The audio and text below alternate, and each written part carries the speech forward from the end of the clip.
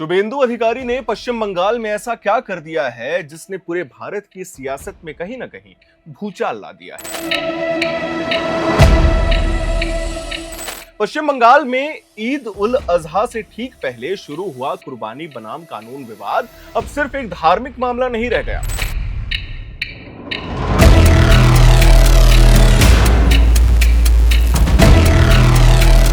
यह मामला अदालत, राजनीति, मजहब, प्रशासन और वोट बैंक की लड़ाई तक पहुंच चुका है।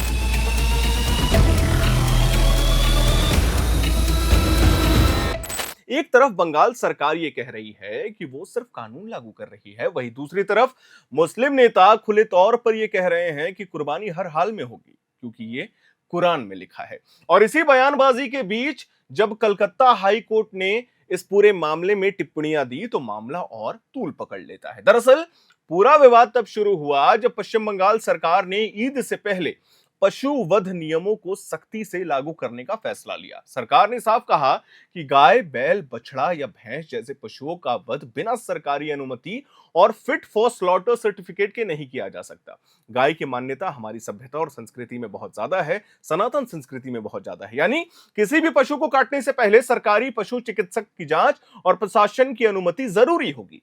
नियमों के अनुसार केवल वही पशु काटे जा सकते हैं जो बहुत बूढ़े हों, काम करने लायक ना हो या किसी गंभीर बीमारी से पीड़ित हो। इसके अलावा खुले सार्वजनिक स्थानों पर पशु वध पर भी पूरी तरीके से रोक लगाने की बात कही गई है। सरकार का दावा है कि यह कोई नया कानून नहीं है, बल्कि 1950 में लागू West Bengal animal slaughter control act को ही सख्ती से लागू किया जा रहा है। इसी कानून के सेक्शन 12 यानी कि 12 में राज्य सरकार को धार्मिक आधार पर विशेष छूट देने का अधिकार भी दिया गया है। लेकिन जैसे ही ये नोटिफिकेशन सामने आया, ये बात सामने आई, बंगाल की राजनीति पूरी तरीके से गर्मा गई। टीएमसी सांसद महुआ मोइत्रा और विधायक अखरुज्जमान ने इस फैसले को कलकत्ता हाई कोर्ट में चुनौती दे दी। उनका कहना था कि सरकार के नए नियम ईद उल अजहा की धार्मिक परंपराओं को प्रभावित करेंगे और इससे लाखों लोगों के रोजगार पर असर पड़ेगा, क्योंकि बंगाल में पशु व्यापार में बहुत बड़ी आबादी जुड़ी हुई है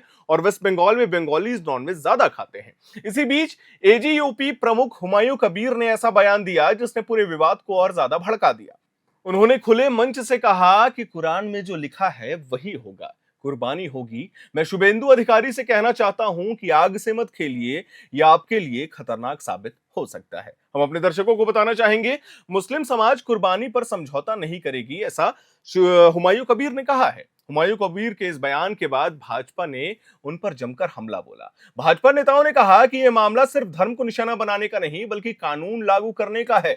भाजपा का आरोप है कि कुछ नेता धार्मिक भावनाओं को भड़काकर वोट बैंक की राजनीति कर रहे हैं। पश्चिम बंगाल की मंत्री अग्निमित्र पॉल ने भी बड़ा बयान देते हुए कहा कि बंगाल में किसी तरह का पूर्ण प्रतिबंध नहीं लगाया गया है, बस बंगाल के नियमों का पालन करना होगा। उन्होंने कहा कि सरकार सिर्फ अवैध पशु वध रोकना चाहती है और कानून के हिसाब से ही कार्रवाई होगी, जो मैंने आपको नियम बताए। उधर भाजपा नेता और पश्चिम बंगाल के सीएम शुभेंदु अधिकारी, बीजेपी आईटी सेल प्रमुख अमित मालवीय ने भी इस मुद्दे पर ममता बनर्जी सरकार को घेरा है। हम आपको बता दें, अमित मालवीय ने आरोप लगाया कि बंगाल में वर्षों से तुष्टीकरण की राजनीति के कारण अवैध बूचड़खानों और अवैध पशु वध को बढ़ावा मिला है। इसके बाद मामला पहुंचा कलकत्ता हाई कोर्ट, जहां इस मुद्दे पर लंबी सुनवाई हुई।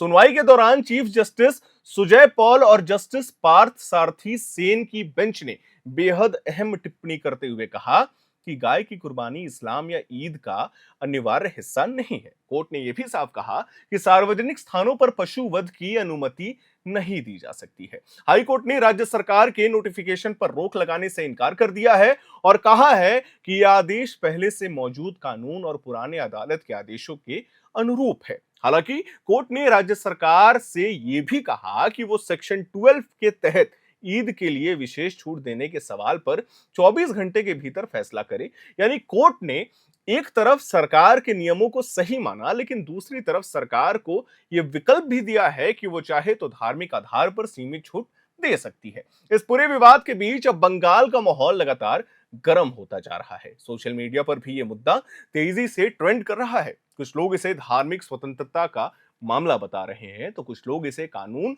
और पशु संरक्षण से जोड़कर देख रहे हैं।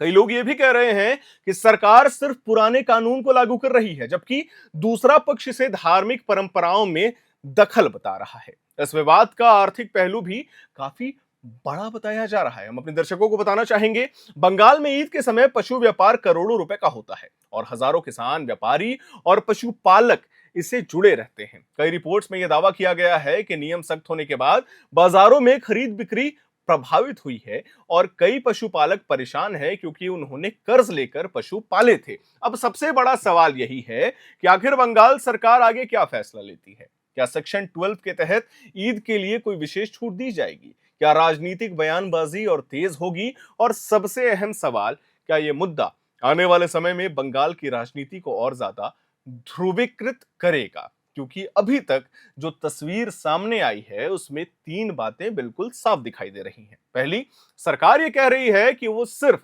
कानून लागू कर रही है। वहीं दूसरी तरफ मुस्लिम संगठनों और नेताओं का यह कहना है कि धार्मिक परंपराओं पर रोक स्वीकार नहीं होगा। और तीसरी, अदालत ने फिलहाल सरकार के नियमों को सही माना है, लेकिन अंतिम फैसला अब भी राज्य सरकार के हाथ में छोड़ा गया है। यानी पश्चिम बंगाल में कुर्बानी बनाम कानून की ये लड़ाई अभी खत्म नहीं हुई है, बल्कि आने वाले दिनों में ये और भी बड़ा राजनीतिक और सामाजिक मुद्दा बन सकती है। देखिए, ये मामला आपको लग रहा होगा पश्चिम बंगाल का, लेकिन पूरे देश में मुस्लिम आबादी अच्छी खासी है और कहीं ना कहीं ये मामला तूल पकड़ता हुआ दिखाई दे रहा है, क्योंकि जो भी त्योहार आएंगे, जो भी उनके पर्व आएंगे आने वाले दिनों में, उसमें जो भी रेस्ट्रिक्शंस लगाए गए हैं, शिवेंदु अधिकारी जैसे ही सीएम बनते हैं, एक बात तो साफ हो गई थी कि पश्चिम बंगाल में नो टॉलरेंस नीति लागू होने वाली है। बुलडोजर एक्शन से बात शुरू हुआ, बीएसएफ फेंसिंग तक आया, एनिमल स्लॉटर तक भी आ चुका है और आने वाले दिनों में बहुत बड़े डिसीजंस आपको देखने को मिलेंगे। फिलहाल शिवेंदु अधिकारी दिल्ली गए हुए थे, क्या बातचीत हुई,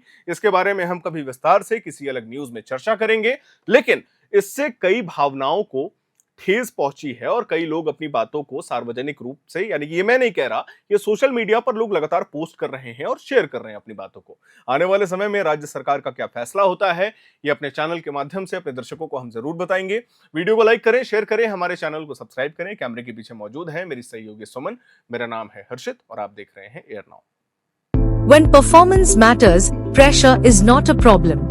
At Duraplast, we manufacture high-strength FRP pressure vessels designed for durability, safety, and long-term performance. Built with advanced fiber reinforcement technology, our vessels offer exceptional tensile strength while remaining lightweight and corrosion-resistant. Perfect for water treatment systems, roplants, and demanding industrial applications. And power your operations with strength you can trust. Get in touch with Duraplast today.